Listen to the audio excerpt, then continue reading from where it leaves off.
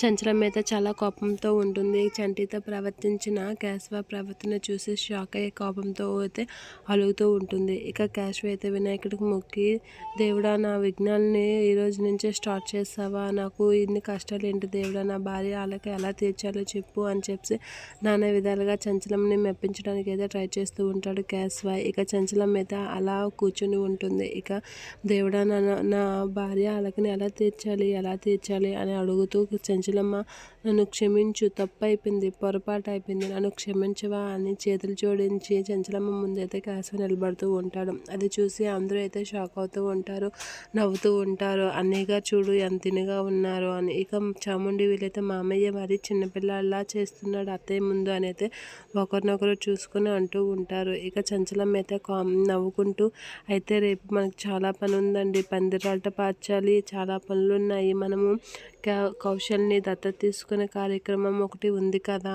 అని అయితే చంచలమ్మ చాలా ఆనందంగా కేశవతో అయితే చెప్తూ ఉంటుంది.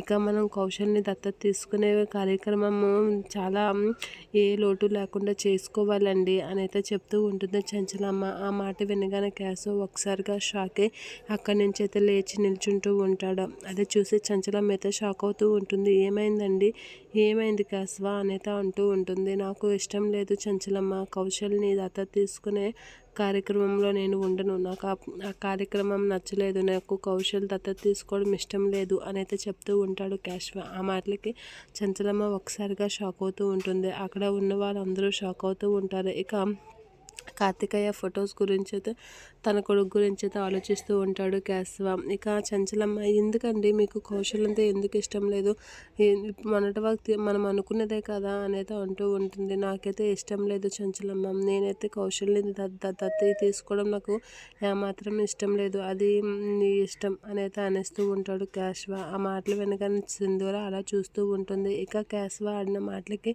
చంటి కూడా షాక్ అవుతూ ఉంటాడు. బాబుగారు ఏంటి ఇలా మాట్లాడుతున్నారు అని చంటి కూడా షాక్ అవుతూ ఉంటాడు.